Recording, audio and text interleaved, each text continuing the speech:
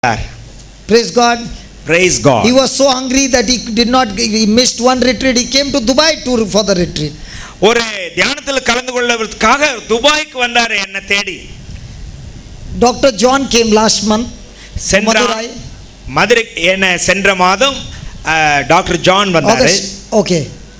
For me the days run so fast. Praise God. Hallelujah. நாட்கள் வேகமா எனக்கு நகர்கின்றன. ஆண்டவருக்கு புகழ். She got her healing. அங்க ஒருவருக்கு சுகம் கிடைத்தது. Now what did I do? நான் என்ன செஞ்சேன்? I kept planting good seeds. நான் அவங்களுடைய உள்ளத்திலே இந்த விதையை விதைத்துக் கொண்டிருந்தேன். அவ்வளவுதான். I did not charge any money. Did I take any money? நான் அவங்கள்ட்ட காசு வாங்கிக்கல. I am a servant. My job is to serve. நான் ஒரு பணியாளன். என்னுடைய வேலை பணிவிடை புரிவது. As for the money, my God pays my bills. என்னுடைய செலவுக்கு என்ன பண்றது? என்னுடைய செலவினங்களுக்கான பில் தொகை ஆண்டவரே செலுத்தி விடுகிறார். Praise the Lord. Praise the Lord. So I began to serve God absolutely free from the last 9 years. கடந்த 9 ஆண்டுகளாக ஆண்டவருக்கு எந்த பொருளையும் பெற்றுக்கொள்ளாமல் ஊழியம் செய்ய தொடங்கினேன். All our services are free. எங்களுடைய பணிவிடைகள் எல்லாமே இலவசமாக தான் வழங்குகிறோம். The CDs are free, the books are free, everything is free. நாங்கள் எங்களுடைய வெளியீடுகள் புத்தகங்கள் சிடிக்கள் எல்லாம் இலவசம் தான். The retreats are free, the food is free, the stay is free, everything is free. எங்களுடைய தியானங்கள் இலவசமாக கொடுக்கப்படுபவை, உணவு இலவசமாகவே கொடுக்கிறோம். The rehab center for the alcoholics, the stay for 6 months is free. அங்க என்னுடைய மறுவாழ்வு இல்லங்களில் 6 மாதம் தங்குவதற்கு எந்த கட்டணமும் இல்லாமல் தங்கிக் கொள்ளலாம். And no collection is taken. அங்கிருந்து யார்கிட்டயும் வசூல் நாங்கள் செய்வதில்லை. Never a collection is taken. எப்பவுமே நாங்க பணம் வசூலித்ததில்லை. Then how can the ministry work? எப்படி இந்த பணிவிடை பணி தொடர முடியும்? You just now read. இப்பதான் நீங்க படிச்சீங்க. What a man sows, எதை விதைக்கிறாயோ that he shall reap. அதையே அவர் அறுவடை செய்வார் என்று. Praise the Lord. Praise the Lord. If I take a love offering, I cannot get what I've got from my God. நான் உங்களுடைய அன்பு காணிக்கை என்று சொல்லி தட்ட நீட்டிட்டேனா ஆண்டவர்கிட்ட இருந்து எனக்கு கொடுக்க வேண்டியது வராம போயிடும். God gave us a land worth in crores absolutely free. கோடிக்கணக்கான மதிப்புள்ள ஒரு இடத்தை ஆண்டவர் எங்களுக்கு இலவசமாகவே கொடுத்து விட்டார். Now the construction is going on, that is also free. அங்க அந்த கட்டப்பட்டு வருகின்ற கட்டடங்கள் அவருடைய முற்றிலும் இலவசம். In Goa. கோவாவுல இது நடந்துகிட்டு இருக்கு. Praise the Lord. Praise the Lord. When you believe his word, நீ அவருடைய வார்த்தையை நம்பும்போது you shall see the glory of God. அவருடைய மகிமையை நீ காண்பாய். The second principle, you never know which person is going to bless you, and that's why every person in your life is so important, because your promotion will always come through someone whom you have served before. யார் வழியாக நமக்கு இந்த வாழ்க்கையின் உயர்வு வரும்னு நாம கண்டுபிடிக்க முடியாது. அதனால நாம காண்கிற எல்லாருக்கும் பணிவிடை புரிந்து விட வேண்டும். So two principle. Third principle, மூன்றாவது காரியம், the timing of your promotion is always decided by the quality of your service. எப்போ உங்களுக்கு அந்த வாழ்வின் உயர்வு கிடைக்கும் என்பது நீங்கள் செய்கிற பணியின் தரத்தை பொறுத்தது. So if the quality of your service is excellent, your promotion timing will be very, very soon. நீங்க மிக உயர்ந்த தரத்திலே உங்களுடைய பணிவிடைகளை செய்து வந்தால் உங்களுடைய உயர்வு அதி விரைவிலேயே உங்களுக்கு கிடைத்துவிடும். So anything that you are doing in God's kingdom, first ask a question, is it quality service? இறை அரசுக்காக நீங்கள் எதையாவது செய்ய விரும்பினால் அது தரமுள்ள செயல்பாடா என்பதை குறித்து நீங்கள் சிந்தியுங்கள். Praise the Lord. Praise the Lord. You apply these 3 principles, you will be blessed all your life. இந்த 3 கொள்கைகளை நீங்கள் பின்பற்றினால் உங்களுடைய வாழ்நாள் எல்லாம் நீங்கள் ஆசீர்வதிக்கப்பட்டிருப்பீர்கள். A person who doesn't have a servant's heart cannot get promotion in God's kingdom. பணிவிடை செய்வதற்கான உள்ளத்தை கொண்டிருக்காதவர்கள் இறை அரசிலே உயர்வு நிலைக்கு வர முடியாது. Praise the Lord. Praise the Lord. Will you practice it? இதை நீங்க கடைபிடிப்பீங்களா? You will be blessed. நீங்கள் ஆசீர்வதிக்கப்பட்டிருப்பீர்கள். Okay, let's settle at one more truth. இன்னும் ஒரு உண்மையை நாம் How many of you want God to get the devil out of your life? உங்களுடைய வாழ்க்கையிலிருந்து சாத்தான் வெளியேற்றப்பட வேண்டும் என்று எத்தனை பேர் ஆசைப்படுறீங்க? Come on. You want God to get the devil out of your life, right? கடவுளை நீங்களும் சேர்ந்து டெவிலை வெளியே துரத்தணும். Get them on the screen. Don't miss this chance. You will not get this chance again. இந்த சான்ஸ் விட்டுறாதீங்க, அப்புறம் வேற Lift your chance hands கிடைக்காது. Lift your hands up. எல்லாரும் சாத்தான் வெளியே போகணும்னு நினைக்கிறவங்களா கை தூக்கிடுங்க. That young girl, she put her hand down. அங்க ஒரு சின்ன பிள்ளை வந்து கையை கீழே போட்டுருச்சு. ஏன்? Who is smiling because I told him சிரிச்சிட்டு இருக்கேன். get on the screen. She knows the answer is wrong. That's why she put her hand down. Smart girl. Your answer is wrong. உங்களுடைய இந்த விருப்பம் தவறானது. Not hers. All these people's. Her நீங்க answer எல்லாம் is guy right. தூக்குனீங்கல்ல, நீங்க எல்லாமே தப்பு. Let me show you. எப்படின்னு காட்டுறேன். James chapter 4 verse 7. யாகப்பர் 4:7. யாகப்பர் 4:7. James chapter 4 verse 7. I have still not started preaching. I am just giving you the truth, then we start the preaching. இப்போ உண்மையை பற்றி நாம கற்றுக்கொண்டிருக்கிறோம், அதுக்கு பிறகுதான் நான் போதிக்க தொடங்குவேன். 4:7. James chapter 4 verse 7. எனவே கடவுளுக்கு பணிந்து வாழுங்கள், அலகையை எதிர்த்து நில்லுங்கள், அப்பொழுது அது உங்களிடமிருந்து ஓடி போகும். What is he saying? Submit to God. கடவுளுக்கு பணிந்திருங்கள், Therefore to God. கடவுளுக்கு பணிந்து வாழுங்கள், Resist the devil, அலகையை எதிர்த்து நில்லுங்கள், and he will flee from you. அப்போது உங்களை விட்டு அது ஓடி போகும். Praise God. Praise the Lord. First thing God says, submit to my word. முதல்ல சொல்ற கருத்து, என்னுடைய வார்த்தைக்கு பணிந்திருங்கள். Is submit and obey one and the same? கீழ்ப்படிகிறதும் அதற்கு பணிந்திருப்பதும் ஒன்றுதானா? Hello? Is submitting to God and obeying God is one and the same? கடவுளுடைய வாக்கின்படி, வாக்குக்கு அர்ப்பணிப்பதும் வார்த்தையின்படி நடப்பதும் கீழ்ப்படிவதும் ஒன்றுதானா? The Bible says wives submit to your husband. The Bible doesn't say wives obey your husbands. மனைவிகள் கணவர்களுக்கு கீழ்ப்படிந்திருங்கள் சொல்லவில்லை, நீங்க கணவர்களுக்கு உங்களை ஒப்புக் கொடுங்கள். Now all the husbands are happy. இப்போ எல்லா கணவன்மார்களுக்கும் குஷி. இப்போ Now all the wives are sad. இப்போ மனைவிமார்கள் மூஞ்செல்லாம் சுருங்கிடுச்சு. Hallelujah. Hallelujah. The word of God doesn't say wives obey your husband. The word of God says wives submit to your husbands. இந்த submit என்பது தமிழ்ல it's little difficult. நீங்க வந்து எப்போதும் பணிந்திருக்க முடிவு செய்வது தான் சப்மிஷன் என்பது. Submission means not to remain under only. Submission means you are doing it because you love. The reason for submission is love. The reason for submission is love. Love can make things what force cannot do. கட்டாயம் செய்ய முடியாததை கனிந்த அன்பு செய்யும். அன்போடு தாழ்ந்து அவர்களுக்கு நடப்பதுதான் submission என்ற சொல்லுக்கு பொருள். கீழ்ப்படிதல் என்பது கட்டாயத்தினால கூட இருக்கலாம், ஆனால் இப்போ பணிந்து இருப்பது என்பது அன்பு உள்ளத்தை முன்னிட்டு என்று விளக்கத்தை சகோதரர். Because of love, even though it's painful, even though it's uncomfortable, still you are doing it because of love is submission. செய்யும் காரியம் மனதுக்கு பிடிக்கல, கஷ்டமா இருக்குது, பாரமா இருந்தா கூட அன்பை முன்னிட்டு நான் பணிந்து இருப்பது தான் அந்த கீழ்ப்படிதல். And you are doing it with a good attitude. அதை ஒரு நல்ல மனப்பாங்கோடு நீங்கள் செய்கிறீர்கள். It is a sacrifice. அது ஒரு தியாக செயல். Let me give you an example. ஒரு உதாரணம் சொல்லுகிறேன். There's a woman who is a nurse. ஒரு செவிலியராக இருக்கிற ஒரு பெண்மணி தெரியும். Praise God. Her daughter is sick. அவங்களுடைய மக உடல் நலம் இல்லாம இருக்கிறாங்க. So 3 days and 3 nights this mother is taking care of her daughter. 3 இரவும் 3 பகலும் அந்த மகளுக்காக கண்விழித்து உதவி செய்றாங்க அந்த அம்மா. She's putting the wet cloth on the forehead day and night.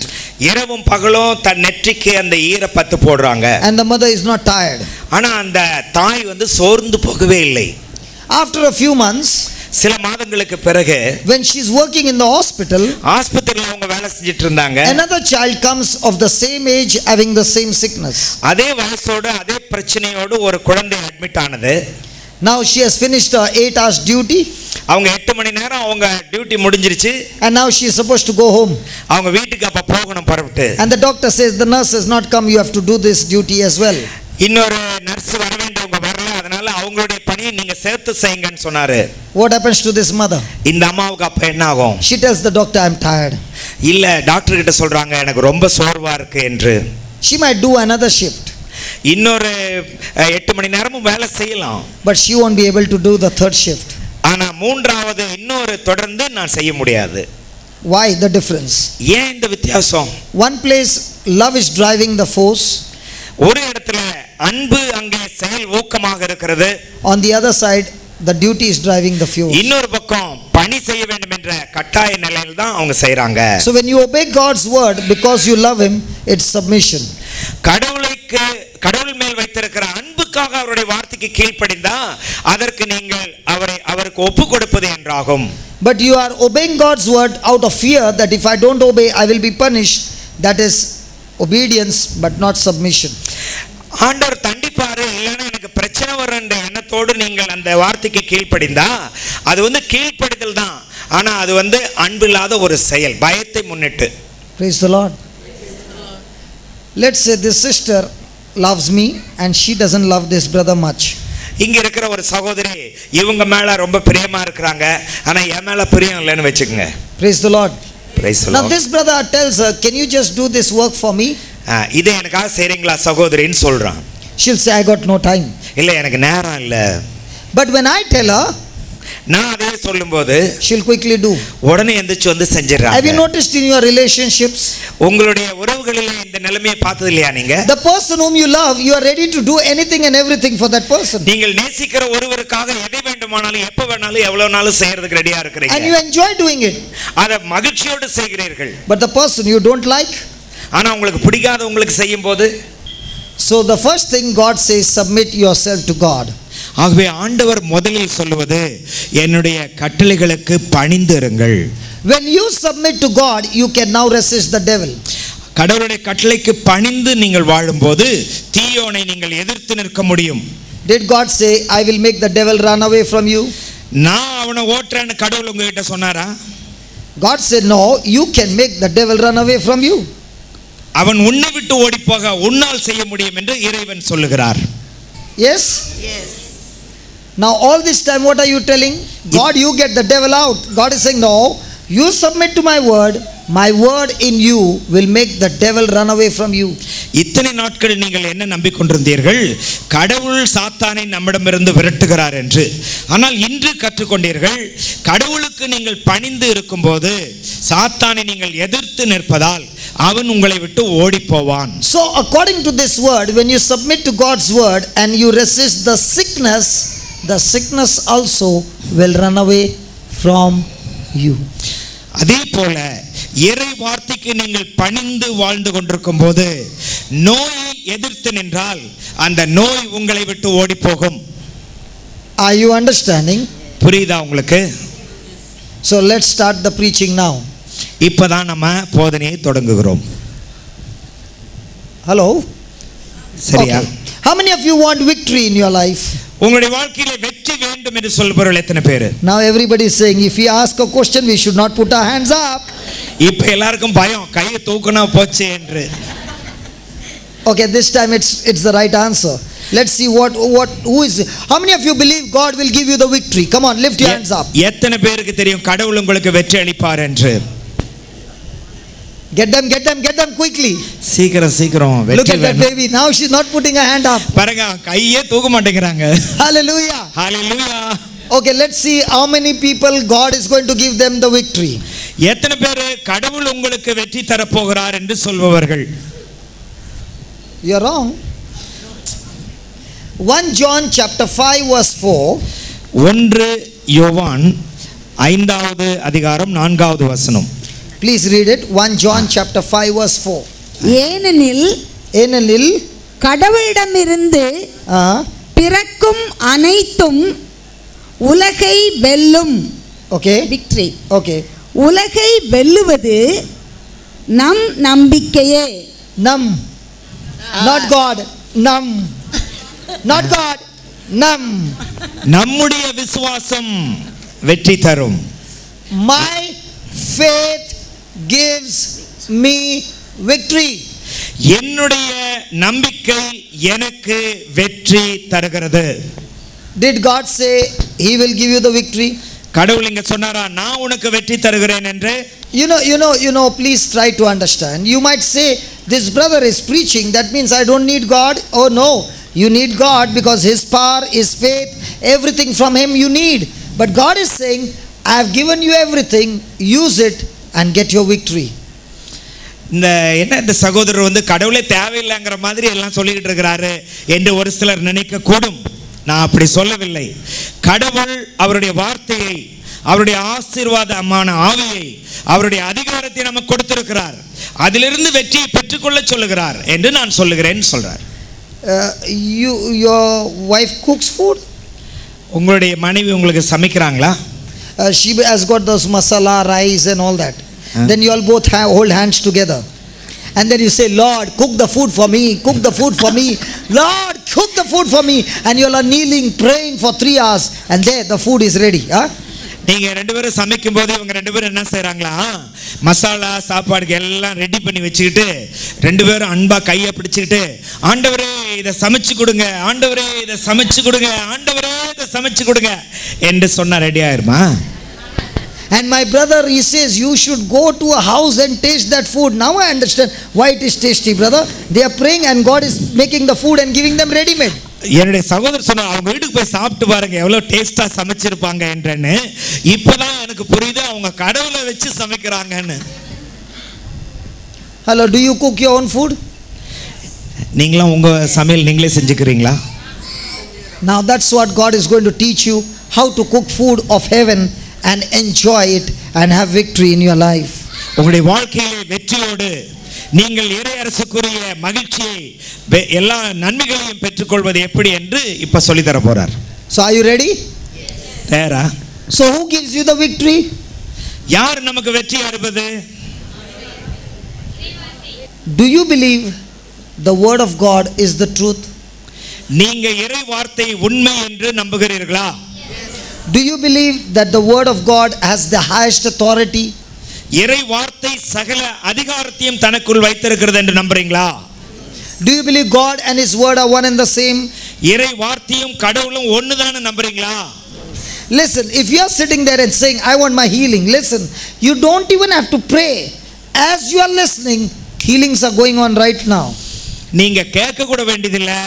இறை வார்த்தை உங்களுடைய காதுகளிலே கேட்டு உள்ளத்தில் வாங்கி கொண்டிருக்கிற இந்த வேளையிலேயே இங்கே சுகங்கள் பெறப்படுகின்றன. You will be so surprised now as we listen to God's word. I am going to ask this group over here and you will find every one of them healed.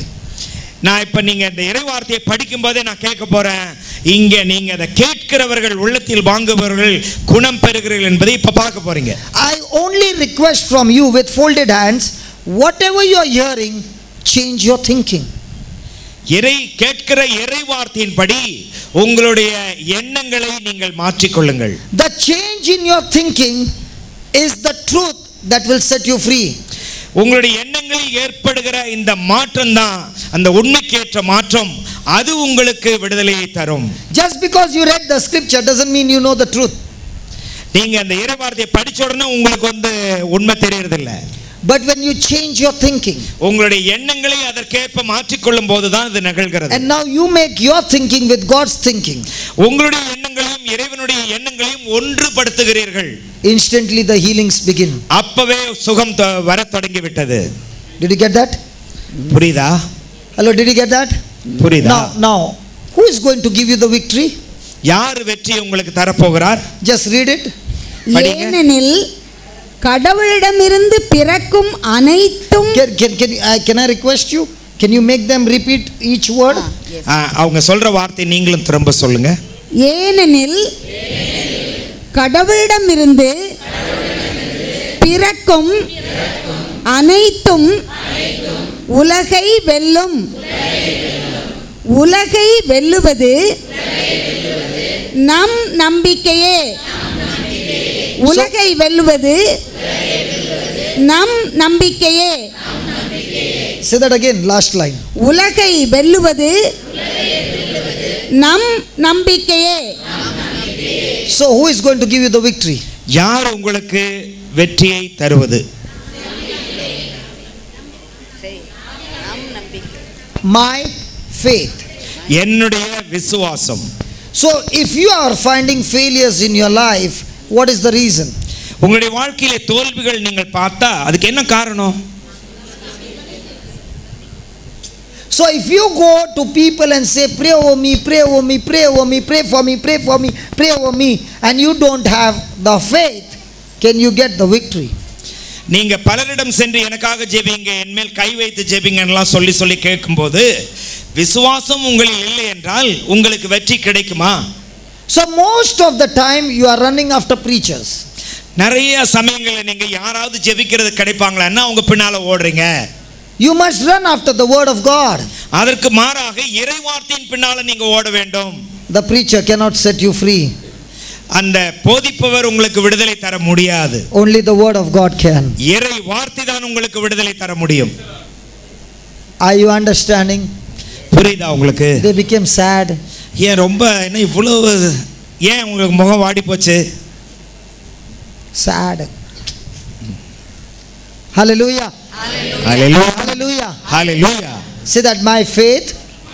என்னுடைய விசுவாசம். Say. சொல்லுங்க, என்னுடைய விசுவாசம் Gives me victory எனக்கு வெற்றி அளிக்கிறது.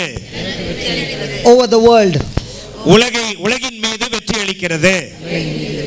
I overcome the world நான் உலகை வெல்லுகிறேன் with my faith. என்னுடைய விசுவாசத்தை கொண்டு.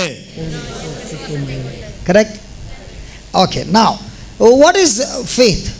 என்ன விசுவாசம்னா என்ன? So are you ready? We Ready, are yeah. going to go on a journey of faith. இப்ப விசுவாசத்தில் பயணம் போக போகிறோம். And all you wonderful people who are sitting down, I am counting on you. பாருங்க, நீங்க நல்லா கவனிங்க. உங்களை தான் நான் நம்பி இருக்கிறேன். My attention is fixed on you. என்னுடைய கவனம் எல்லாம் உங்க மேல தான். Because I want every one of you who are sitting down to listen attentively and every one of you get healed instantly. இங்க இருக்கிற எல்லாரும் கவனத்தோடு நான் சொல்லுவதை கேட்டு நீங்க உடனடியாக சுகம் பெற வேண்டும் என்று நான் விரும்புகிறேன். And looking at you, they will get healed because I am going to ask you to pray for them. உங்களை பார்த்து அவங்கெல்லாம் வெற்றி அடைவார்கள், குணம் பெறுவார்கள். Okay? உங்களை கொண்டு அவங்களுக்காக ஜெபிப்பேன். So shall we begin? தொடங்கலாமா? Okay, let's say somebody has got a leg pain. யாருக்காவது கால் வலி இருக்குன்னு வெச்சு. Okay. Yeah. Okay, two of them. Let's start with them. You got leg pain. Sit. உட்காருங்க. இங்க ரெண்டு பேருக்கு கால் வலி இருக்கு. Just like the doctors will take some case histories, we are going to study the case history. இப்போ மருத்துவர்கிட்ட போனோடனே எப்படி ஆச்சு, எப்ப தொடங்குச்சுன்னு கேட்பாங்களே, அது போல இப்ப நாம பார்க்கலாம். How many years? எத்தனை நாளா இருக்கு? எத்தனை வருஷமா உங்களுக்கு இருக்கு இது? சுமாரா இப்போ ஒரு வருஷம். 1 year, more than 1 year. There was an operated leg. 1 year